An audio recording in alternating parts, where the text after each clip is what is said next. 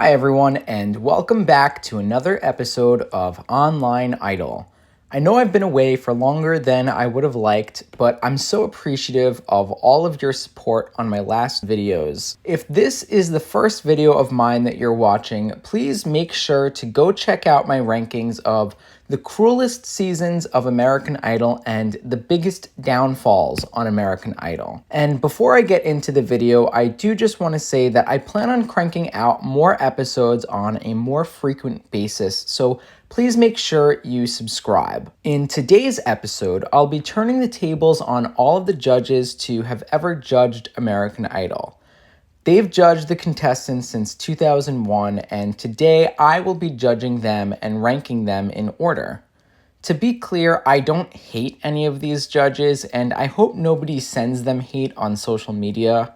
Before I get into the rankings, I am going to review the ranking system I chose so we're more clear on who placed where, why. This might sound mean at first, but it's just brutally honest. There were a lot of judges that either refused to say anything critical or truly had nothing to add in terms of comments. One of the main items I took into account was how much I looked forward to the judges' comments and the entertainment factor. After all, it is a TV show and that matters. There are a lot of judges that ranked in the bottom 7, mainly due to the fact that I didn't really care what they had to say. I feel like during a performance, I start to form my own opinion, and sometimes if the performance is bad, I'm not able to put my finger on why. When a judge is able to just cut through all of the BS and give a straight answer on why a performance was bad and how to improve, they ranked higher. Those that scored higher tend to have more shock value in their comments, or at least gave very helpful critiques. At the end of the day, no matter how objective I would try to be in these rankings, I would ultimately need to give my own opinion. You may have already noticed this by now, but I've split these videos into 3 parts. The first one is this one, which is the 7 best American Idol judges ranked from worst to best. And another one is going to be the 7 worst American Idol judges ranked from best to worst. And the full video will contain both of those rankings all together in one video, worst to best. And there will also be a few extras that I'll sprinkle into that full version throughout. So please stay tuned for all of those parts coming up soon. Without further ado, let's start. Starting at number 7, we're going to go all the way up to number 1.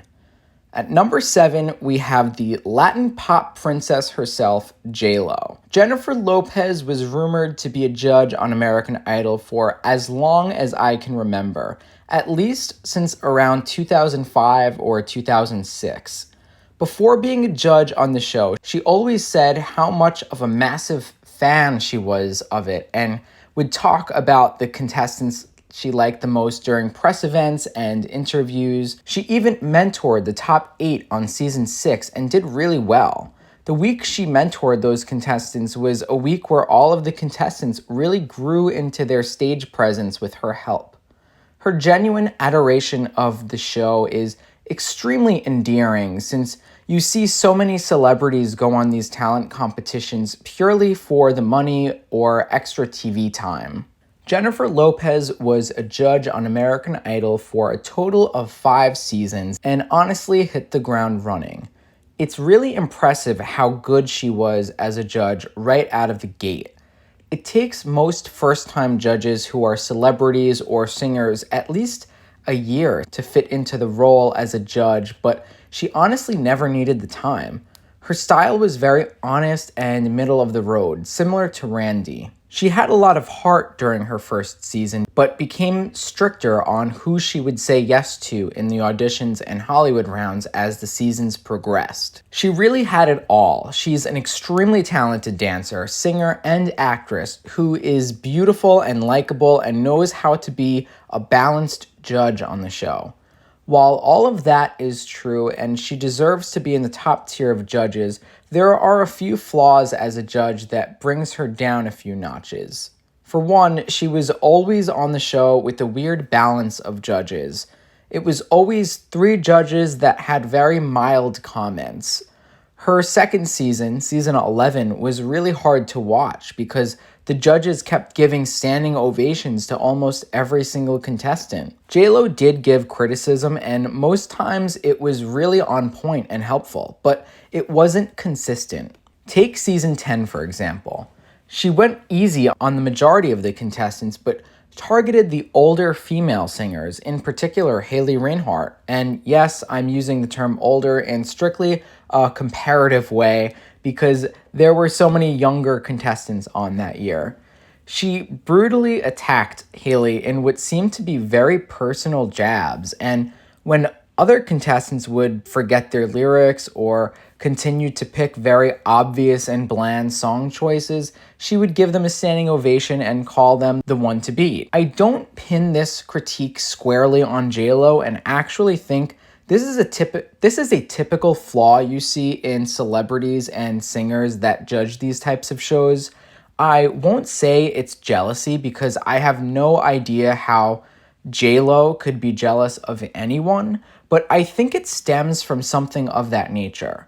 Like, they just don't want to see someone succeed more than them, or something reminds them of a rival they once had. Simon actually alluded to this in an interview in the early 2010s when talking about how he picks judges for The X Factor. JLo judged the show for seasons 10, 11, 13, 14, and 15. When she came back for seasons 13 through 15, it was extremely obvious that it was written into her contract that the cameras had to be on her for a certain duration of each episode. Go back and look at any performance during those 3 years, and you will see the cameras pan to her for almost a fourth or a fifth of each song.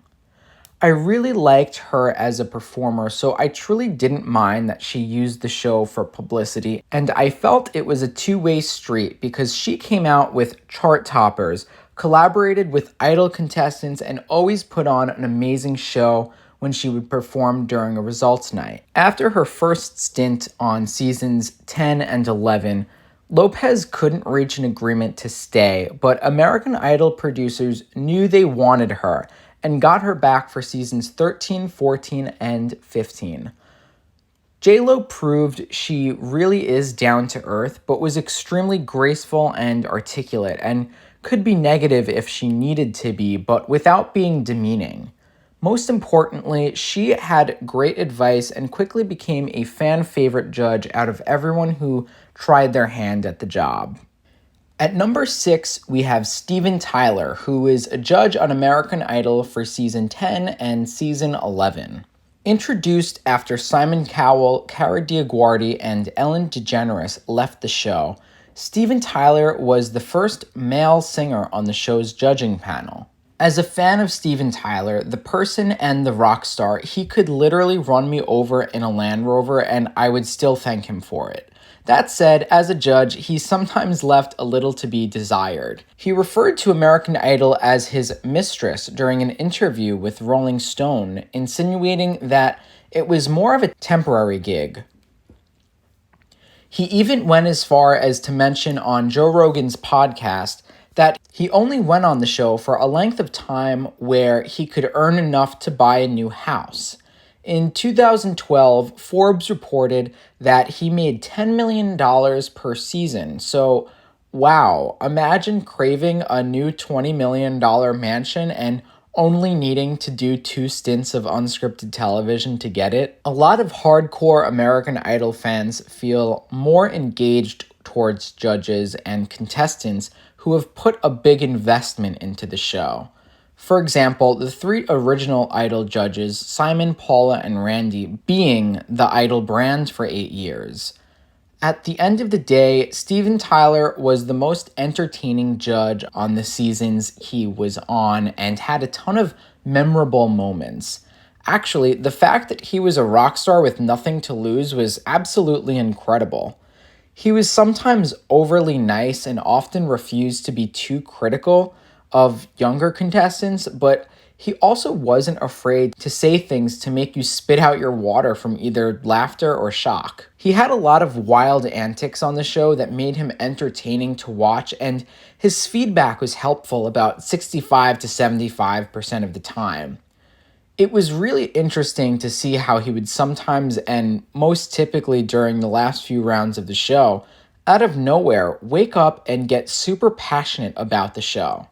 I recall the way he stood up for Haley Reinhart when she was torn to shreds by Randy and J-Lo, and his adoration for the final three on season 11. Steven Tyler's time on Idol was nothing short of memorable for viewers and contestants.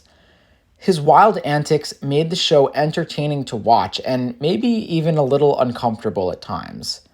Musical advice from any star is valuable because obviously they found the key to success, but it is a completely different playing field when the advice comes from a complete rock music icon.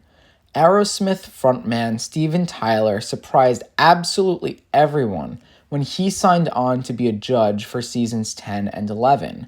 When he wasn't saying something strange, he was actually offering something insightful and proved to be truly caring about how well a contestant performed and how to make them better. Despite the entertainment value of seeing the living legend in a completely different platform, it was clear to everyone, Tyler included, that American Idol was not the place for him, but for most, his time as a judge was a highlight of the show. At number 5, we have Randy Jackson. Randy was known as the fair and balanced judge of the show and holds the record of being a judge for the most amount of seasons at 12 and a half. Randy was a judge from seasons 1 to 12 and a mentor, if you could even call him that, for season 13. It was kind of nice to see him stay as loyal to the show for as long as he did. With that said, each season he stayed on for after season 9, he became more and more unlikable and quite frankly became insufferable by season 13. Let's start with the good. Randy truly was the fair and balanced king from seasons 1 through 9. He is who the contestants looked to for real and helpful feedback. Most contestants thought, when in doubt, listen to Randy. He was critical without being mean. He had moments where he would say a performance was bad or terrible, but he would typically add something to the comment to make the contestant feel loved, like starting with, "You know you're my dog, right?" and adding, "Is it okay if I keep it real with you?" and also adding, "But I know you can bring it next time." Now for the not so good. He got really boring. Randy's main appeal was being the middle-of-the-road judge, but as the panel changed through the years, exchanging a dynamic range in feedback to hearing roughly the same thing 3 times in more monotone panels, Randy became less of a necessity to the show. Match that with his handful of bad moments and refusal to leave after season 12, it just got unbearable. Season 13, he stuck around as a mentor to the contestants, and it was truly insufferable. This was a season that actually really needed a mentor because it was a cast of contestants that were diamonds in the rough that lacked professional training and experience. Having a music mogul in their back pocket should have been everything they needed. Unfortunately, as we would see in clips during the show, he was incredibly unhelpful and offered zero guidance to the contestants. It truly looked like he was only there for more TV time. In summary, I think Randy is a good judge, but one that requires to be on a panel where he is giving the most centered judgment, flanked by someone like a Simon and a Paula. Up next at number 4, we have Cara DioGuardi. And to all you haters out there, hear me out. I realize this is going to be my most controversial choice, but Cara is smart, knows what she's talking about, confident, self-aware, and does not hold back. Still, to this day, there aren't a lot of known and famous female A&R executives who also write music and are well-spoken like Cara. And if you're aware of any, I implore you to drop their names in the comments section so we can follow and support their awesome careers. Cara is truly the closest thing we've ever gotten to a female Simon Cowell. Something I've always appreciated about her is that she had the very rare credentials to back up what she was saying. Love her or hate her, she was typically right and almost never boring. She had a really bad rep for being unlikable, but I think she was highly underappreciated. I think part of the issue was that people were expecting a second Paula or a Paula replacement. Cara DioGuardi is not someone that goes easy on the contestants, and that's actually what I liked most about her. I could always rely on her after a bad or average performance to call it like it is and really explain in detail what went wrong with the performance. She also never had a problem predicting who would go home or who would make it to the finale, unlike most judges. I'm a massive fan of people like Cara on judging panels. Someone who isn't necessarily famous or a household name on the business side of the music industry, who has zero fear of being canceled and knows exactly what they're talking about. A lot of people will say Cara's opinions were controversial, and they may argue she was even dead wrong about a lot of the things that she said, or her comments dragged on for a little too long. But who doesn't like a little controversy? Cara was absolutely fearless and didn't care what people thought of her at all. The advice she gave on the show was literally the type of thing she did for a living. It totally came natural to her. A compliment from her, in my opinion, always meant something big. It was second only to getting a compliment from Simon Cowell. I think Cara's biggest downfall was the chemistry among the panels she was on. Season 8, it was her, Randy, Simon, and Paula, and viewers felt she was an unnecessary add-on and the rude or cold version of Paula. Season 9, it was her, Ellen, Randy, and Simon, and viewers felt the panel lacked the Paula touch. It almost felt like the show was saying Ellen plus Cara equals Paula, and it most certainly did not. They also really leaned into trying to make it seem like Cara and Simon had a fling going on, and the viewer reaction was not taking kindly to it at all. It was quite cringy, and you could tell production was egging it on. Do you know when her time on the show really worked, though? That one episode when Katy Perry was a guest judge on season 9 during the auditions. They clashed really hard, but it totally worked. The segments were not solely based on their hatred towards each other like Mariah Carey and Nicki Minaj on season 12. It was more about them being really invested in the show, so much so that they would go after each other in a catfight sense when they really disagreed about a contestant. As a side note, this is the Katy Perry we miss and wanted on the panel. I actually think Cara would have been great on seasons 10 and 11 in place of Randy, and on seasons 12 through 15 in place of Keith Urban. Imagine her being between Mariah Carey and Nicki Minaj, or even the chemistry between her and Steven Tyler, or her and Harry Connick Jr. battling it out. Idol never really knows what they're doing when it comes to casting the judges, but that's a video for another day. She immediately didn't have the same charisma as the other judges and didn't have the same chemistry with them because they had been establishing their relationships for 7 seasons already.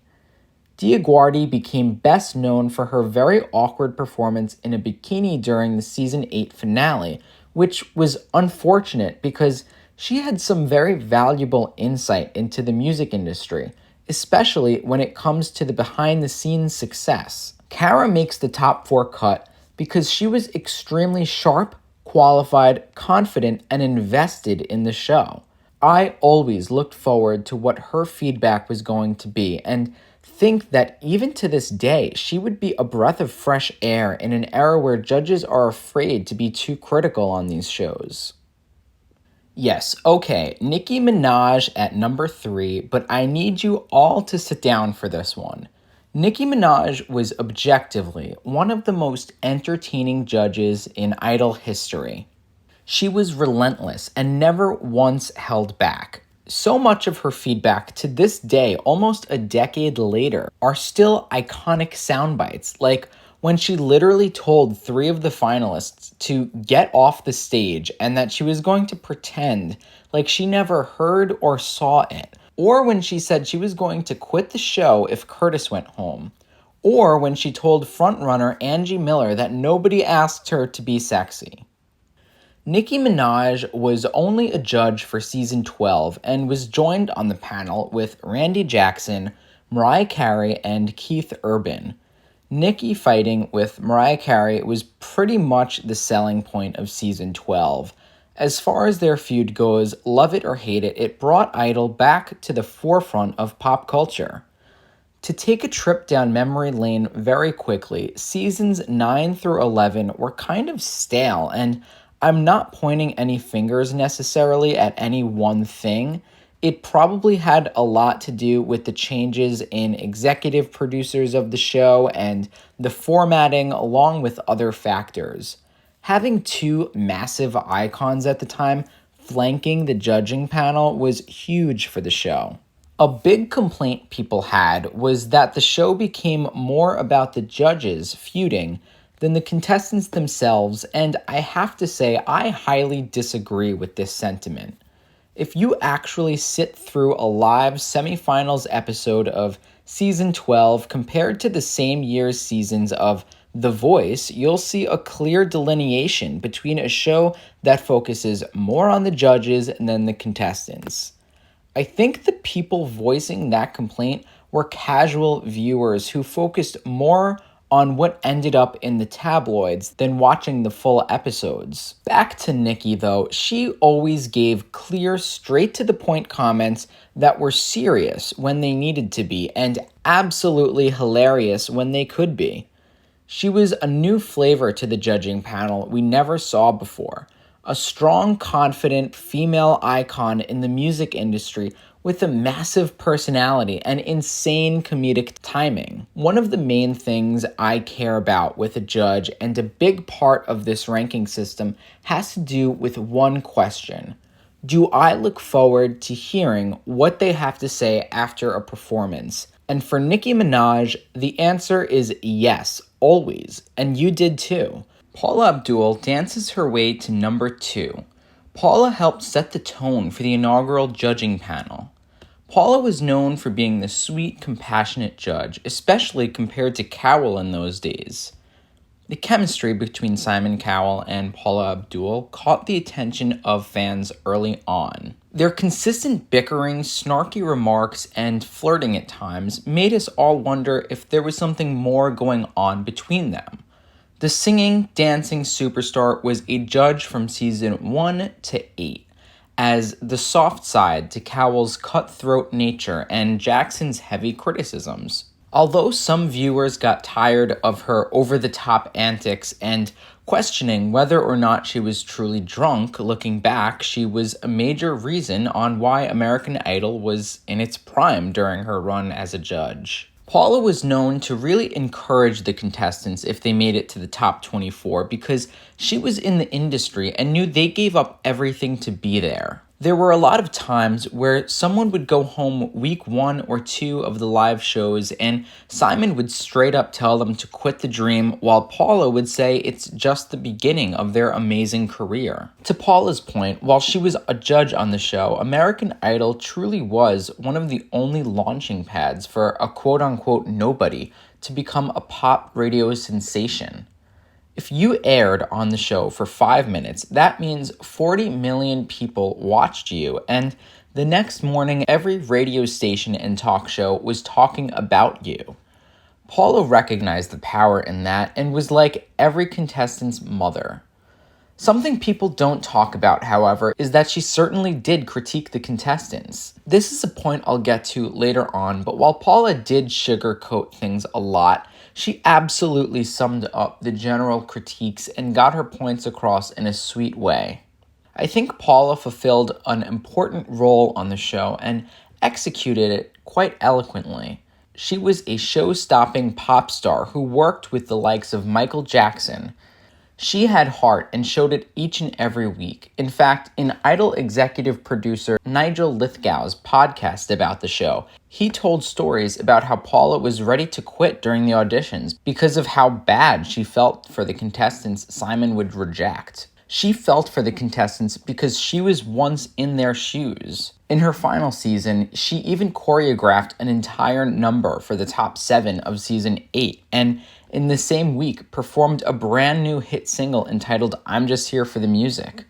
At times, yes, she would say things like, "You are drop dead gorgeous in that dress," and commented on style and looks and stage presence and would say nothing about the vocals. But quite frankly, we all knew that was the kiss of death because it was just a signal that Simon was about to brutally attack the contestant. Other times, she would fluff up her critique or truly straight up call it like it was. Paula absolutely brought the controversy that shows like this so desperately need. From her fighting with Simon and the rumors that came with it, to the rumors about her stability, nothing comes close, in my opinion, to Paula-gate. Paula-gate is what the world called the moment when Paula accidentally judged a performance that didn't happen yet. In season 8, the top 5 had to perform 2 songs in one night for the first time that season. Everyone was a little frazzled, including Paula. Right after all contestants performed their first songs, Ryan brought all of the contestants out for each judge to give a summary of how they felt about everyone's performance so far before their second performances coming up after the break. Paula looked at her note cards based on the rehearsals and accidentally said how she felt about both performances, one of which had not happened yet, making millions of viewers think the show was rigged in some way. But do you know why I'm not bothered by it? She actually gave real critiques that were worth something and made for an interesting moment that everyone spoke about for the next 24 hours. Paula Abdul made a nostalgic return to the show last year in season 19 when Luke Bryan caught COVID. When Paula came back as a guest judge for one night, it was insane to me that out of the 3 judges, she was the tough one. I mean, truly, go back and compare the comments. She wasn't necessarily tough, but she at the very least gave real tangible feedback along with her support and pride in what the show is. Paula is and will always be 1/4 of what American Idol is. She's like an old friend we will always cherish. Before we get to number 1, I just want to say that I'm really enjoying making these videos and I'm excited to roll out some more soon. To help support me, please make sure you are subscribed and have the notification bell turned on because it's really tough for smaller channels to end up in the recommended and featured pages. It's also really helpful if you hit the like button and comment your thoughts on the video in the comment section below. I'd also like to throw out into the universe that I'm open to sponsorship opportunities for these videos. If you're interested in sponsoring one of my videos, please email me at onlineidolofficial@gmail.com. All right, let's get back to it. And at the highly acclaimed number 1 spot, we have the man, the myth, the legend, Simon Cowell. This is probably a very obvious choice as he really was what sold American Idol and brought in the 40 million active viewers and voters. Cowell's snarky, call them as he sees them style struck a chord with America and was responsible for snarky foreigners on a number of talent shows. What made Cowell's criticism worth heeding, though, was his music industry expertise prior to the show, which led to the success of many UK acts, including Westlife and the Teletubbies. Simon's later success from X Factor included One Direction and Fifth Harmony. Cowell certainly had his share of zingers, but that just made his apologies stand out more. His apology to David Cook for verging on disrespectful during the season 7 finale was shocking to many, as was Simon's apology to Katharine McPhee in season 5 after ripping her to shreds the night before for her performance of I Have Nothing. During his tenure as a judge from seasons 1 to 9, Cowell was slammed for being cruel and harsh, but now fans realize that his attitude is exactly what the show needed. American Idol did so unbelievably well thanks in large part to Cowell. Despite the criticism and his chemistry with Paula Abdul and Randy Jackson, Cowell has also proved he is unparalleled in spotting true talent and never wavered from being harsh because he knew the music industry is cutthroat and coddling contestants was not going to help them. One thing to note, however, is how vastly different Simon Cowell of 2022 is compared to the Simon Cowell in the OG American Idol seasons. His feedback today is very staged, and he plays into similar sound bites as his old character, but now he stays way more on the positive side to the extent that he rarely says anything too critical on America's Got Talent. Many say that almost nothing good lasts forever, and in a big way, that's true for Simon and the OG judging panel. No matter how much similar shows try to replicate the panel, or even if the three came back together for a season, nothing will bring back the 2002 to 2009 chemistry. Simon is soft and uninteresting as a judge now, but his legacy can never be argued. I will hold out hope for the next generation Simon Cowell, and I think that's exactly what American Idol is missing today. Anyway, that's all the time we have for this episode. I hope you enjoyed it. Please let me know in the comments below if you agree with the rankings or how you would rank the judges in your opinion. Please make sure you comment, like, and subscribe, and I'll see you in the next one.